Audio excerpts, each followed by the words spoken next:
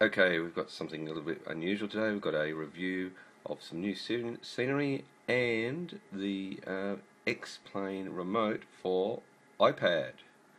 So here it is now. So here's my wife's trusty iPad, which I get to borrow all the time, and it's set up similar to the Xplane Remote for iPod or in the iPhone. And the scenery we've got up here is Ulithi. It's Tango Tango 02.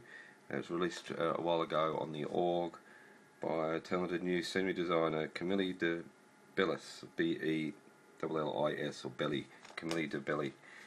Sorry for the pronunciation, terrible Australian pronunciation. So the iPad, of course, is amazing. I'll just get out of it, out of the software for now, and just show you how you basically get into it. So you pick your button. So we've got the amazing new Xplane 9 on the right here for iPad, and we've got the remote here. So I just click on the remote, load up, and even the startup screen's pretty incredible, very high res. So over here you've got your buttons. Got a panel, standard GA, standard heavy, panel airliner. So I'll actually show you up. So there's standard GA, and click on fly. That's your standard panel there. I am actually in Javier Roland's fantastic Javelin here.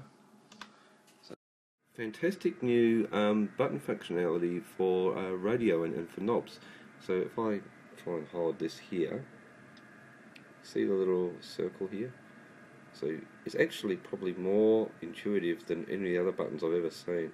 So you can, and the further you hold your finger out, the more gradual the graduations are.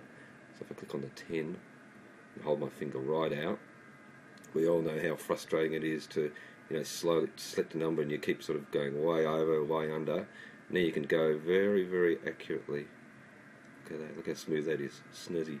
Control for the map. So as I move out and in, you can see the range go. Nav 1, same thing, Nav 1, Nav 2, and all your little click buttons down here. So you've got all the lights, batteries, we'll just turn the battery off, avionics, beacons, all the different beacons and strobe lights. Moving along, my favourite, so I basically paid $5 for this, the EFIS map. So I click on the map, here we go. So now what I've got is a live map which I can zoom in and out. Same thing, so you go picking up here, in and out, and it's much more intuitive than using the clunky gauges and controls on the screen and having to squint down, because as you can see sometimes the resolution is quite low or hard to see the actual map on the main screen. So now I've got a I've got a 21.5 inch monitor here and a pretty big map here with it's very low resolution, the actual moving map display as in the land, the terrain, but it's enough to be, as you'll see, it's enough to be able to get you around and really get your bearings really well. I just find it's really good for orienting yourself around where you're flying without squinting down at the gauges.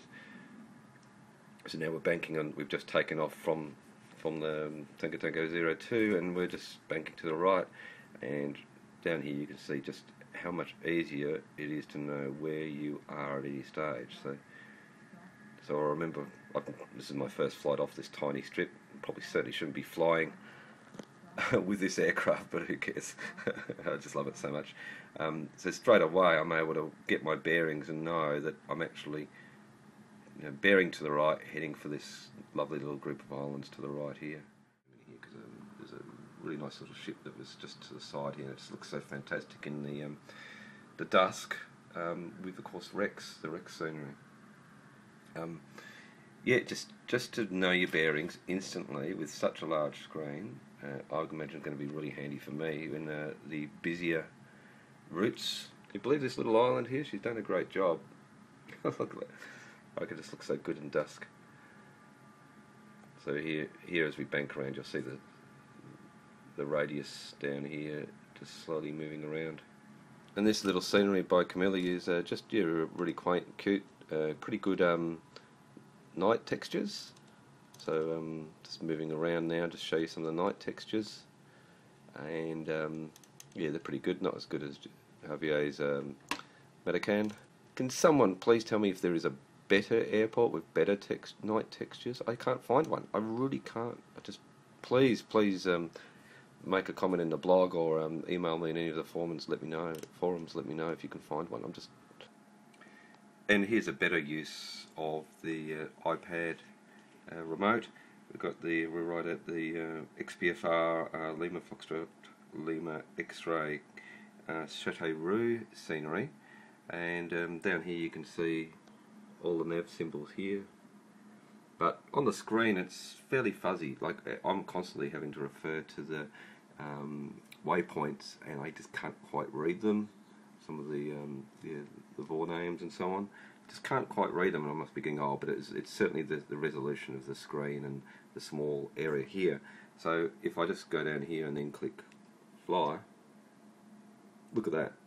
The screen is just scattered with all the different waypoints, and for example I can see LFEK instantly down here. It's hard to see. So now all of a sudden I can predict my routes a lot better further up, rather than fiddling around with the scale on the screen here. And if I don't like the scale, I can bring down a bit, go down a lot more, a lot closer.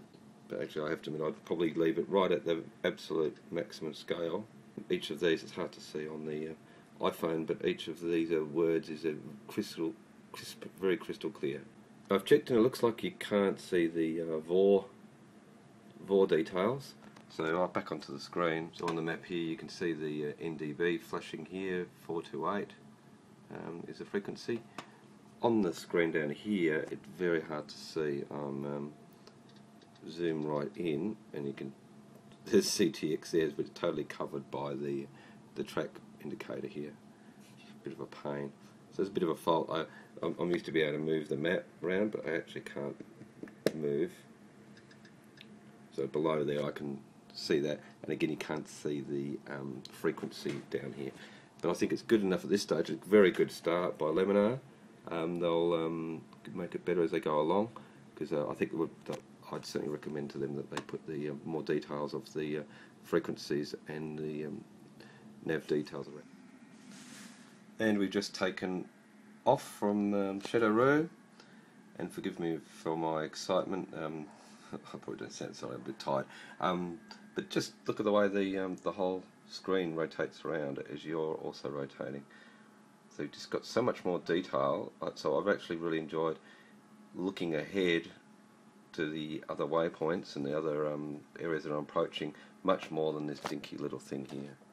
So as soon as I start to play around with the scale on here, look what happens here. So you, like, to get something as busy looking as this, I'm getting quite fuzzy details. I can barely read the letters there, and that's nothing to do with Javier's work. It's just the resolution of the Xplane screen, and the Xplane. Get my thumb off the silly camera. It's rather frustrating.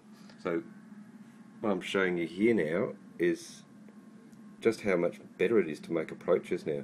So this is the first time ever I've done this, and I just got so much enjoyment out of being able to see the waypoints so much clearer and start to predict myself the approach I was going to take.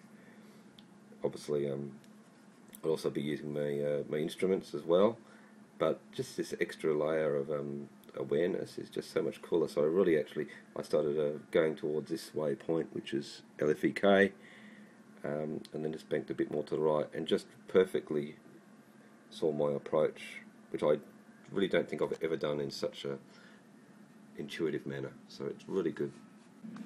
And I've just discovered now you can zoom in quite close in it, so you can see how much closer I'm getting to the localizer approach there. Probably hear Javier's great sounding javelin in the background there. So yeah, so it's very interactive, instant in its response. You can just quickly go in and out and see where you are in relation to all your other airports. So I'll stop raving, and yeah, it's fantastic.